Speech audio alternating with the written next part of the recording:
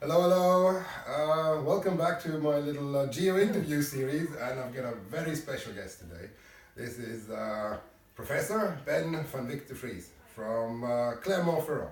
And Ben is an old friend of mine, and he's visiting Uppsala right now.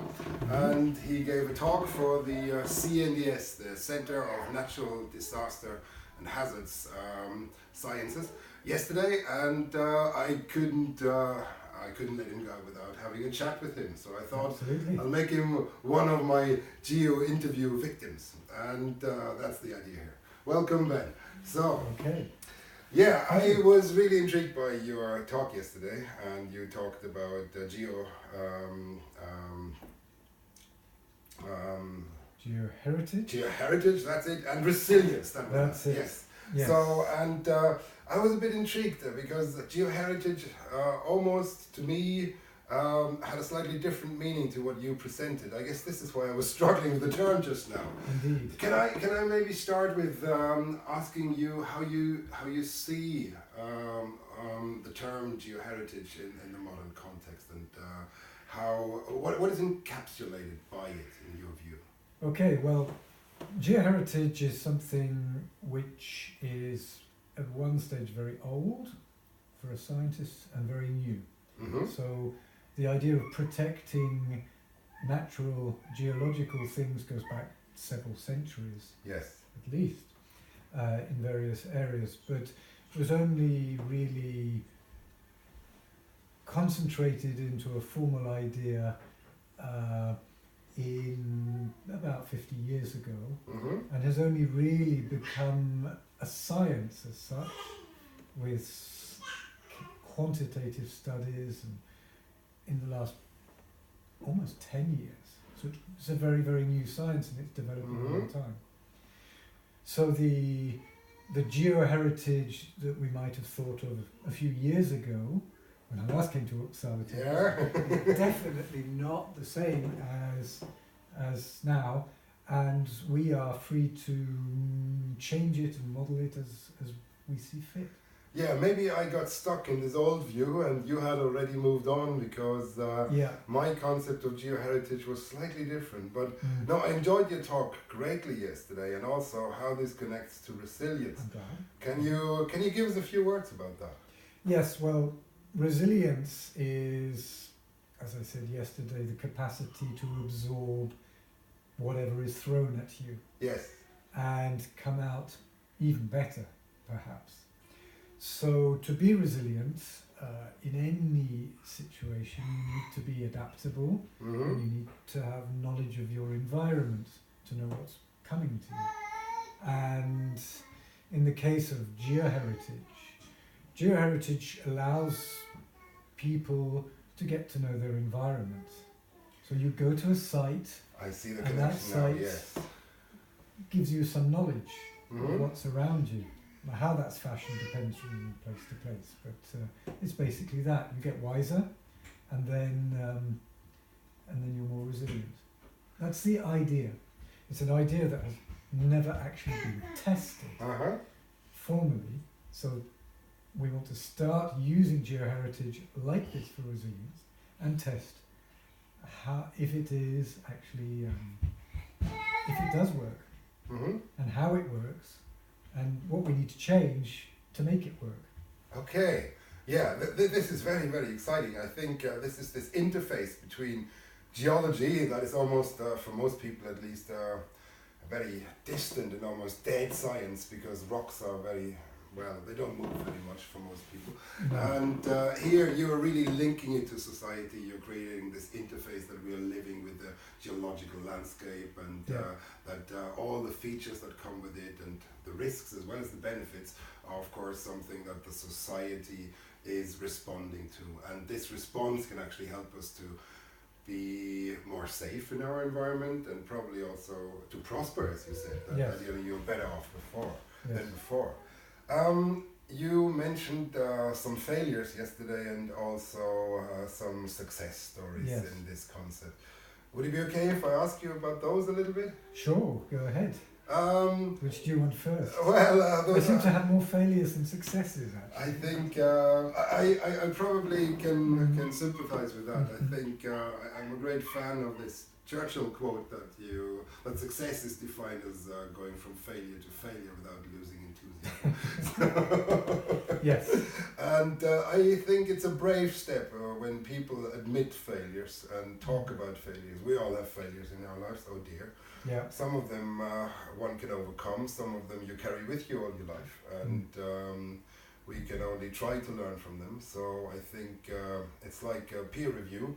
You get some comments back and you realize, oh damn, I could have been better here or there. Yes. So, and then you try to improve. So, with your permission, I'll ask you about your failures. Sure. So, because I admire your bravery in bringing it up, and I think people learn from failures almost more than from success stories sometimes.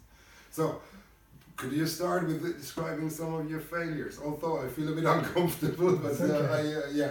No, well, the two I brought up were two cases from Nicaragua. Yes. One was the biggest one, really, I think, is the Casita landslides, which happened in Hurricane Mitch in 1998, the year I moved to France. Right. And so the background to that is that Casita is a small, not very interesting volcano in Nicaragua that has never done anything eruptive in human history. Okay. And one that is surrounded by volcanoes that are active. And so that when we were working in Nicaragua, it was never a priority to study, and so it was overlooked. And yet, I guess one thing at that time, we had a tendency to look at volcanoes as things that caused eruptions, and eruptions were the dangerous thing. Yes. And that's often not the case. Mm-hmm. It's not the eruptions that necessarily kill, it's other things combined with the volcano, in this case a hurricane, so a lot of water and landslides. Yes. And what made it worse was we were using Casita as a stable place to observe other volcanoes, and driving up and down, I would drive from the towns there up and look at the rocks as I drove up and thinking, there's a lot of material here that's come down. And I drove up to the top and we drove down, and when I drove down, I said, there's a lot of material that's come down, and off we went. And it just didn't click. I see. And there should have been an alarm bell saying, watch out, think about that. So when it happens, I heard about the thousands of people who were killed in Casita over the BBC, I think, on the radio. And it clicked to me. And I went to my office and I got out the aerial photographs. I looked at it and it just all fell into place. I see. Yeah. And I kicked myself. Yeah, I can imagine. I'm on camera, so I won't exactly say what I said to myself. Yeah. I appreciate that, but yes, I can see that this is one of these strange moments potentially where you realize that. I'm using my words now, but that one was focused on the wrong thing, and that this eye-opening moment can be rather shocking in a way. Yes. And I guess I get the sense that. Of course, you don't kick yourself literally, please. No. Well, I've already done that, and I'm over it. But there, if we go back to the geoheritage, is that for someone like Casita, for those towns, if we'd looked at like one of these lovely outcrops, which was beautiful, with the local people to talk about what it was, then we would have realised. Yes. Even they would have told us, because it was blindingly obvious. So and there again, it's a sense of using the society, the people who are there, involving them within their own environment, and seeing what is there. Yes. And that's another very important thing about there. The failure there as well is the people who were living there were not locals because they were moved in. They were evacuees, displaced people from the war, so they didn't have local knowledge. Right. The locals had never settled that area because it was dangerous. Yes. Yeah. But of course, it was a governmental planning decision to put those there that didn't have the memory of what could happen. And This is unfortunately, very the local experts, the local people who probably knew that there was something there were never consulted because you don't generally do that. Yes. And so here I see two aspects. On the one side, you are arguing that there was a lack of recognition on your part potentially, but there was also a lack of local expertise that has naturally grown in the population. yes. And this is interesting. From my own work in Indonesia, I know that they developed these very elaborate legends about local deities and spirits, and in my view, many of them represent natural forces. And they have now implemented these local myths into education at schools, and they get a lot better results because they have grown there for many hundreds of years. The little kids grow up with these legends, and this is a better way for understanding. If this component is missing, then it's a huge factor that you don't have in prevention for these real disasters, let's face it. So, and even us educated, developed urban people create these sort of things. So if you go, for example, to the theme park Volcano, they've created their little characters to take people around, who are effectively little deities. They're cartoon characters, but they fill that role as the deities to humanize things and explain things and lead you through. So I think we all do it in one way or another. We find a way of making something understandable, approachable. Yes, I think so. I think at least I formulated this in a little article a few years back. I think as a human, you want to have somebody to talk to, and you create some story, personification of this power, this force, and it might even be the origin of religion in the broadest sense. So this, I think, is very important, that you feel better when you have somebody to talk to, and ideally it's somebody who listens and you can influence things. So a deity is somebody whom you can at least plead. While if it's just a natural force, then you're completely powerless, and you must accept this, which is a much harder realization, I think. But having dwelled on failures, and there's plenty of them in everyone's life, and of course in human history, let's talk a little bit about success stories as well. So you mentioned success stories yesterday as well. Can you give us a success story? Yeah, well, as I said, there are far fewer perhaps. But, the one I brought up is again in Nicaragua, and a couple of years before the casita thing, but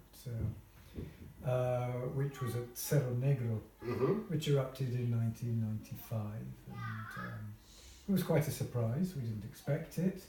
I was on an island to the south at the time, watching the 6 o'clock news after finishing our work. Sat down with a beer, and on the news there was news that the volcano was erupting. It was the first we'd heard of it. So we up tools next morning, got across the lake with the car and drove up. And we spent a few days watching the volcano as it developed. It was a very small eruption to start with. You could just see it from poking out of the crater, and slowly it grew bigger and bigger and bigger. And one day we were working around the bottom of the volcano, which is a very, very small volcano, and as night fell, we could feel more and more tremor. Right. The ground was shaking constantly, and as night fell, it grew shielded from it, so we couldn't quite see. And we came round the corner onto a little rise, and this incredible sight was before us of a huge fountain of lava going hundreds of meters up into the air. It was right close to us. We were very, very close to it. You could feel the thud of the bombs then coming down right in front of us. And lava was breaking out of the crater and flooding down, going into the forest, and the forest was aflame, and that was all the fire, and there was smoke coming out of the forest, and it was wonderful. It was such an exhilarating experience. It was just me and Pedro and the volcano, and we just bathed ourselves in this. We could feel the heat. Right. And after a few hours, it was getting dark, and was dark, and we were just saturated by it. So we decided to come down. We couldn't get any more of it into our brains, and we came down in this sort of euphoria. And as we came to the forest on the side, finding our car, we encountered like a delegation of local townspeople. There was the priest, the mayor, the policeman, can't remember exactly who, some of the elders. And they were all coming up, quaking, terrified. I could remember their worried faces looking up at us, bathed in the light of the volcano. And we were just so happy. And we told them how wonderful it was, and how it wasn't dangerous for them, because we knew it was going the other way, and for all the bigness of it and the spectacularness, we knew it wasn't going to impact them. Everything was safely on another side.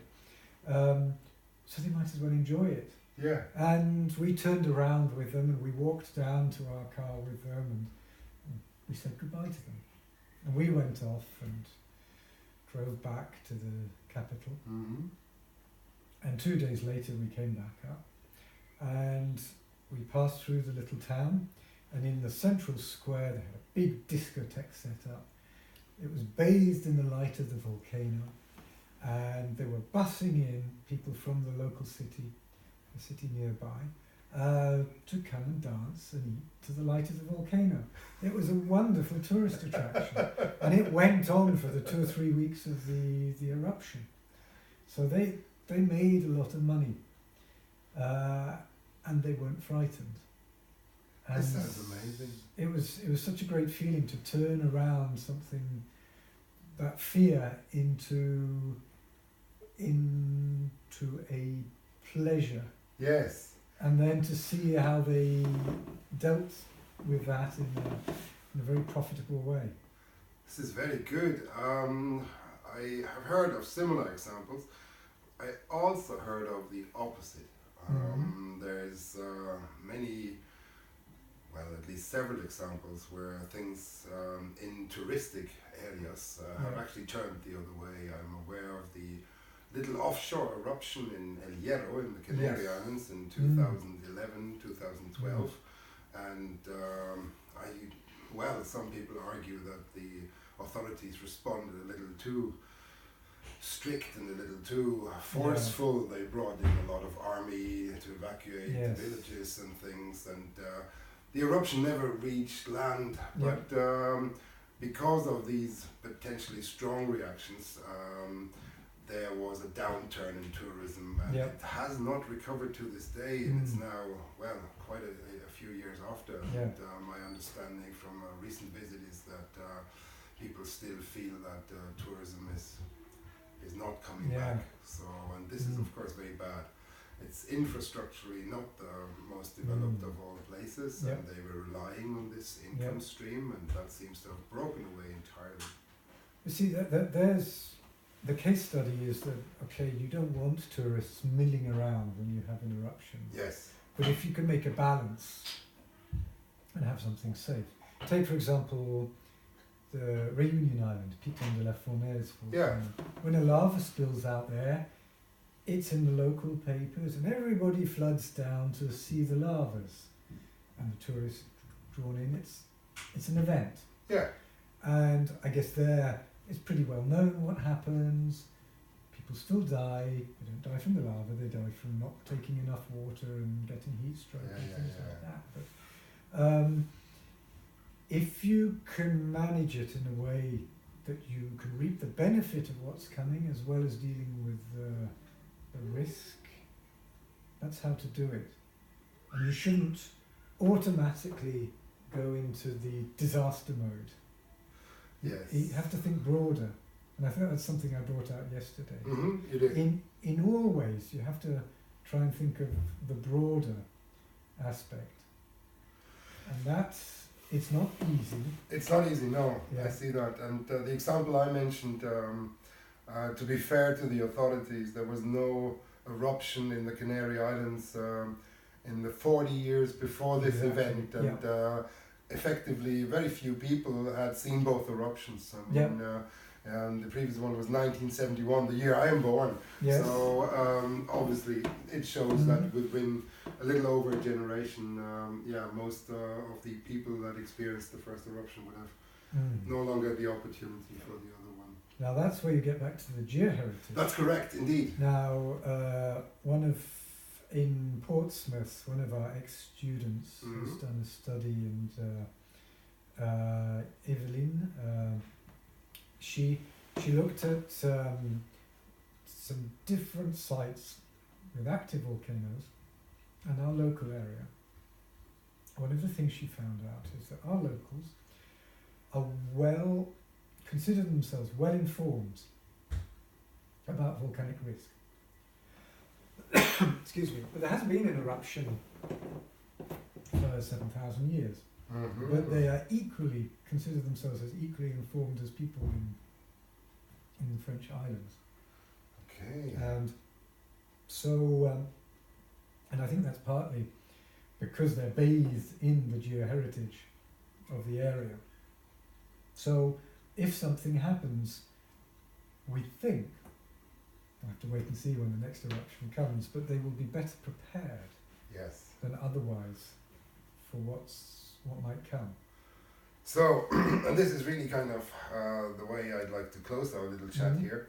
I'd like to find out how you feel, whether we are really on a way for improvement. Are we getting better at this whole protecting society from natural hazards?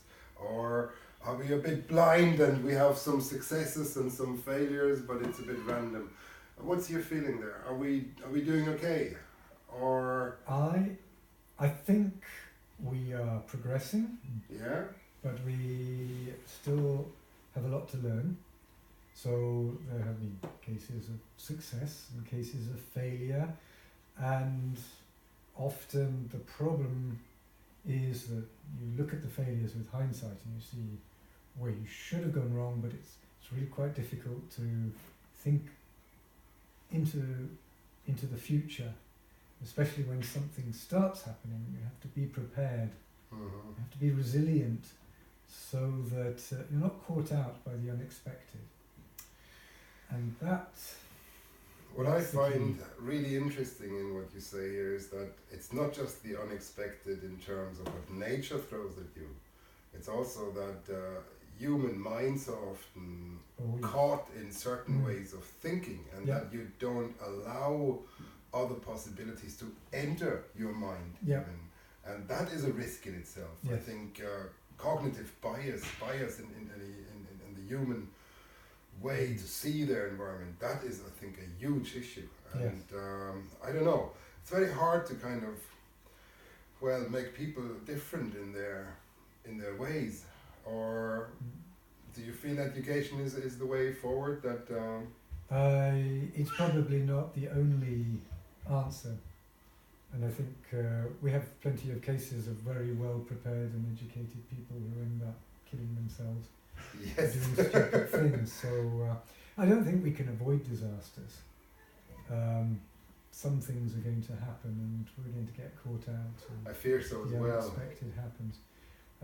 A good case is from the Philippines, where they've done a huge amount of work learning on how to first of all predict what's going to happen, but then empowering local communities to deal with that. And so they've quite probably avoided a lot of disasters.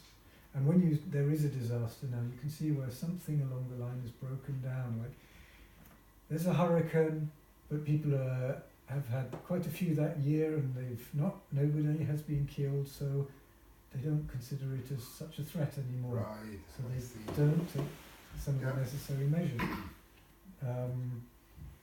There are cases like that, various little problems like that, where you see it breaking down because people have lowered their guard, they haven't considered one thing or another that really they should have, and that's when it goes wrong. It's very interesting. It's a really delicate thing. On the one side, as you just say, we must not lower our guard. On the other side, if we bring in 2,000 troops into a 500 soul village, then tourism will probably not recover. Yes. So there's this this duality of the problem that's going to be challenging for individual cases in the future, I think. Well, I thought this was a very interesting chat. That's great. Great. Thank you very much. Yes. Unless, do you feel there's something you'd like to add, or am I sensing that?